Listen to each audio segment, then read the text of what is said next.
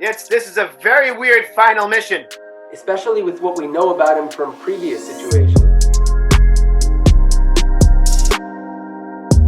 So this week, Parashat Matot Masei, the end of Sefer Bamidbar, the end of the 40 years in the desert, actually starts off with Parashat Nedarim, with the vows. We discussed it last year. Very weird to have it right here in this week's Parsha. We'll link that video at the end of this video. Make sure you take a look. And also, if you like this video, please feel free to like it, comment, and also subscribe to the channel. So this week, I want to discuss another interesting pasuk in this week's Parsha, where HaKadosh Baruch Hu tells Moshe, just before he dies, your last mission is to go and revenge Midyan, to go and fight with Midyan. And the big question about this pasuk, what does it mean to revenge Midyan? We are actually forbidden to revenge. We are not allowed to revenge. Letוכו ולתוכו is one of the most known halachas in Judaism. We don't believe in such acts. Why is it that the last mission Hashem tells Moshe is to revenge Midyan, and after that you have fulfilled your mission in this world? But even more so, like you mentioned, we know that going back to the Matot Masei, Moshe Rabbeinu was not the one to hit the lake, to hit the Yaor, because he had gratitude to the lake for saving him. And we know that gratitude on the other end is a very important value in Judaism. And Moshe Rabbeinu was actually saved by Midyan when he fled from Egypt, when he ran away from Paro. He married the daughter of the Kohen Midyan. So how come is it that the last thing Moshe has to do to fulfill his mission in this world is to revenge Midyan? It's very interesting. And actually, if we look at the language in the pasuk, we'll see something interesting. When Hashem turns to Moshe, he says, revenge the revenge of Am Yisrael from the Midyanim. But when Moshe Rabbeinu then goes to Am Yisrael and tells them what to do, he turns to them and says, revenge the revenge of Hashem. But that's not what Hashem said. Hashem said, revenge the revenge of Am Yisrael. So it sounds like everyone's throwing the responsibility on someone else here. Hashem is saying, no, it's the revenge of Am Yisrael. And Am Yisrael is turning back and saying, no, it's your revenge. What's going on here? But maybe this answers the question you're asking. Because revenge, the way we usually think of it, and the way the Torah tells us not to do it, לתוכו ולתוכו, is about a very personal thing. It's about, you hurt me, I'm going to hurt you back. It's almost like a very childish thing. We understand why that's not something we want. We don't want to make decisions based on that very human response of being insulted and giving back like little kids who are fighting. And maybe this is what the pasuk is saying. I want you, Moshe Rabbeinu, to do the revenge of Am Yisrael. This isn't your revenge. Maybe even if we take it a step further, as you were asking, this is the thing that Moshe would be the last one to do. He spent years and years in Midyan. He's married into Midyan. This is not the mission for Moshe. But dafka, because of that, it's clean. It's revenge, which isn't about a personal thing. And even more than that, says HaKadosh Baruch Hu, not your revenge, their revenge. I want you to go and fight their revenge. And comes Moshe Rabbeinu and turns to them, and instead of saying, we're going to fight your revenge, he understands that that's not what revenge is about. If he tells them it's going to be your revenge, again, we're talking about some personal thing. They hurt you, now give it back to them. He says, no, this isn't about you. Just like I'm not fighting my battle, you're not going to be fighting yours. You're going to be fighting the battle of HaKadosh Baruch Hu. You're going to be fighting the war. You're going to be doing the revenge, but from the most clean place. This isn't about you. This is about HaKadosh Baruch Hu. This is Nikmat Hashem b'Midyan. And again, this is probably why Moshe Rabbeinu had to be the one doing this, because he teaches the message also to Am Yisrael. This isn't a personal thing. You know me. This is the last thing I want to do. This is coming from the most clean place. That the only time you can really have such a battle, you can really have nekama, is when it's coming from a clean place of putting things back into where they should be, of tying that circle back together. And maybe this is also Moshe Rabbeinu, because this battle isn't like any other battle. This battle isn't because Midyan fought against us. They didn't fight against us. They were actually really nice to us. This is actually a spiritual battle. This is actually a battle that's hard for all of Am Yisrael to do. It's hard for Moshe to do because of his relationship with Midyan, and it's hard for Am Yisrael to do because they don't necessarily see them as someone evil. They didn't hurt us. They were nice. They became friends with us. We know that their intention was to lead us to Avodah Zarah, but it's not the classic evil, terrible enemy that we get up and fight against. It's something that we need to do because of Nikmat Hashem, because we know the importance, and we know that this spiritual danger of the assimilation of the Avodah Zarah, of these enemies that pretend to be friends but are actually the ones that are usually more successful in bringing us down, because they don't look like enemies on the outside. And this is his last mission of Moshe Rabbeinu, Dafka Moshe Rabbeinu, who brings spiritual spirituality into this world, who gives us Torah. He's teaching us not only to receive that spirituality, but also to be able to protect that spirituality from enemies that don't always seem like enemies at first sight. Very good. And I like what you're saying about having some kind of closure with revenge, because really when you think about the concept of revenge, when you think about it, it is like you were saying, a very childish thing. You did that to me, I'm going to give you back, tit for tat. But actually, like we've discussed many times, we don't control things that happen in this world. We don't know why things happen. We don't know where things start, and we don't know where things end. We might try to get some kind of closure, but really we don't deal with closure because we don't see the full picture. We don't see what started, what ends, where it's going to end. We can't see those things. Therefore, what we believe in is that we leave revenge to HaKadosh Baruch Hu, like we say, Hashem yikom damo, nikmat Hashem. There's no such thing as human revenge. Revenge is always done by HaKadosh Baruch Hu from Shamayim. And like David HaMelech says many times in Tehillim, that a tzaddik will be happy when he sees revenge. Why? Because through that revenge, he understands that there is judgment in the world, that HaKadosh Baruch Hu has a plan, that HaKadosh Baruch Hu puts the plan in motion. And even though we can't see it, we don't understand it, things do happen and things do go the right way in this world. And also like the other pasuk that we say every morning, El nekamot Hashem, El nekamot Hofia, where Rashi explains, Hofia, what does it mean to show? Rashi says that we ask Hashem to show us and also to reveal to us the revenge, because even though sometimes things happen in front of our eyes, we don't understand them, because we can't understand everything that happens in the world. We don't understand things that go on. So therefore, the revenge is always from HaKadosh Baruch Hu. And what we ask Hashem is, show us please how things do work out. Show us please how do we get to a kind of a closure when we really need one, when we really want one. And that's what we believe in. And taking it to really to our Parsha, that's what this is about. This is not about a childish revenge of they did this to you, you have to hit them back. This is what a godly revenge means. This is, like you were saying, a battle about the spirituality of Am Yisrael, a battle about the identity of Am Yisrael. Like Rav Kook and Ulat Raya explains also on the same pasuk, El nekamot Hashem, that a nekama from Hashem is not about hitting back someone who hit us, but it's about going through that darkness that happened in the world and lighting the light again and adding the light into the world again, because it has gotten darker, because evil has filled that space, and now we have to make sure that evil is gone and that evil is out of there. And really, this is an important message to remember, especially reading this pasuk about revenge, that we can't handle revenge. Revenge is not for us. Revenge is from Shamayim. Revenge is from HaKadosh Baruch Hu. Even the Gemara itself asks, how come revenge is a good thing? And then it explains there are two types of revenge. There's revenge from HaKadosh Baruch Hu, which is good, and then there's a human revenge, which is childish, which is not good, and we shouldn't deal with, and it is forbidden. And it's important to remember this, especially because we are always looking for some kind of closure, for some kind of closing the loop, some kind of closing circles, Girat Ma'agal, as we call it in Hebrew, where we try to understand things many years later after they happen in order to give us some kind of inner peace, in order to give us some kind of quietness. However, not always we will be able to see this closure. Not always we can handle this closure. And like Rashi said, even when sometimes it's in front of us, we might not even recognize it. And that's why we have to remember that closing the loop and these kind of statements and these kind of requests are something that HaKadosh Baruch Hu does. Sometimes we get to see them, sometimes we don't. And it actually requires a godly perspective in order to see that full picture, in order to understand it. And we have to believe that it is happening and it is from Hashem. So it's interesting, we're actually saying that in the war that Am Yisrael least felt they needed to fight, least saw them as an enemy, that's the only place we could be asked to have a nekama, because then it was clean, because we didn't even see that need, and there we could be requested to really do it for a clean purpose for HaKadosh Baruch Hu, as Moshe Rabbeinu tells us. And it's interesting because if we look at last Parsha, when Hashem tells Moshe Rabbeinu for the first time that we're going to have to fight against the Midyanim, he doesn't use the regular language of fight against. It doesn't even use the language here of nekom. It says saror et Midyanim. Saror usually comes from the word sorer, your enemy. So it's like saying enemy, your enemy. What does that even mean? But it's interesting, it also continues and surprisingly explains to us in detail why we need to fight against the Midyanim. Saror et Midyanim, because they did this and because they did that. We don't always see that. If it's an enemy, just say fight against the enemy. We don't need an explanation why we need to fight against Amalek. They just fought against us, we fight back. But here we see exactly this. To Am Yisrael, they didn't see him as an enemy. And maybe that's what Hashem is telling Moshe. See them as an enemy. Saror et Midyanim. See them as a tzorer. Ki tzorerim hem lachem. They are an enemy. You may not realize it. You may not recognize it. They may seem so nice on the outside. This is the type of enemies we like. It's great. We can get along. Everything will be okay. No, look carefully. They are a tzorer. So you, tzor et Midyanim, see them as an enemy.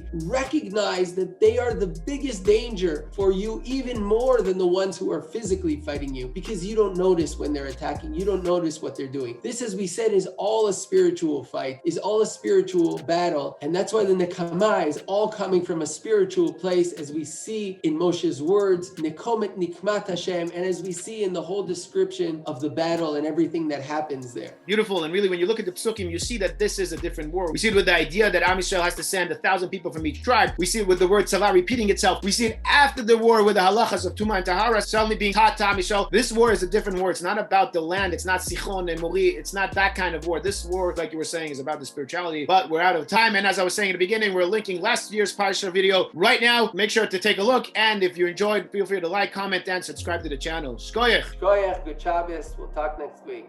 Shkoyach to you, good Shabbos. Next week, Shabbat Chazon. We'll talk then. For more Talking Torah videos on different topics, check out our YouTube channel.